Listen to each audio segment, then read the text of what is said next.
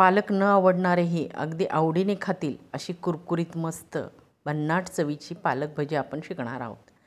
आता बघूयात त्याच्यासाठीचं साहित्य। पालक भजीसाठी आपल्याला लागेल चिरलेला पालक। हा पालक मी जास्त बारीक चिरलेला नाही आहे, तो असा लांबटच चिरायचा आहे। बेसन, 2 चमचे तांदळाचं पीठ। तांदूळ पिठामुळे भजी एकदम कुरकुरीत होतात। तांदूळ पीठ तुमच्याकडे अवेलेबल नसेल तर तुम्ही यात कॉर्नफ्लॉवरही 2 चमचे टाकू शकता। त्यानंतर आपल्याला लागणार आहे धणे पावडर, सोडा, हिंग, हिरवी मिरची आणि लसूण याचं मी जाडसर वाटण करून घेतलेलं आहे, तेही आपल्याला यात टाकायचं आहे। तुम्ही हिरवी मिरची जर वापरायची नसेल तर लाल तिखटही टाकू शकता। भज्याचं पीठ आपण लावून घेऊयात। आता मी इथे घेतलं आहे बेसन, यात टाकायचं आहे 2 चमचे तांदूळ पीठ। तांदळाच्या पिठामुळे भजी एकदम कुरकुरीत होतात। यात टाकूयात आपण आता हिंग, चवीपुरतं मीठ आणि सोडा। त्यानंतर यात टाकायचे आहे धणे पावडर, यामुळे ही टेस्ट छान येते, आणि हिरवी मिरची, लसूण यांचं जाडसर वाटण।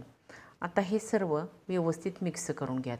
हे पिठात मिक्स करून मग पालक घालायचा आहे। आधी पालक घातला तर हे पिठात मसाले व्यवस्थित मिसळले जाणार नाहीत। पालक मी स्वच्छ धुवून असा मोठा मोठा चिरला आहे। आता हा आपण व्यवस्थित यात हलक्या हाताने मिसळून घेऊयात।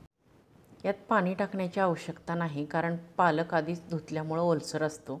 त्याला लागेल तेवढेच पीठ आपण टाकून हा व्यवस्थित हलक्या हाताने मळून घ्यायचा आहे। त्यामुळे भजी एकदम कुरकुरीत होतात आणि टेस्टही छान लागते।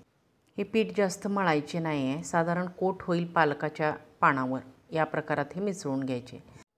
आता आपले हे पीठ तयार झाले आहे, याची आपण भजी टाकून घेऊयात। ही भजी कडकडीत गरम तेलात तळायची आहे। बुडबुडी यायची बंद झाली की गॅसची फ्लेम लो करावी, त्यामुळे भजी एकदम कुरकुरीत होतात आणि तेलकटही लागत नाहीत। आता मी गॅसची फ्लेम लो केली आहे। आता ही भजी दोन्ही बाजूनी व्यवस्थित लो फ्लेमवरच कुरकुरीत तळून घ्यायची आहेत। आता आपली भजी तळून झाली आहेत, तयार आहेत आपली एकदम मस्त अशी कुरकुरीत पालक भजी।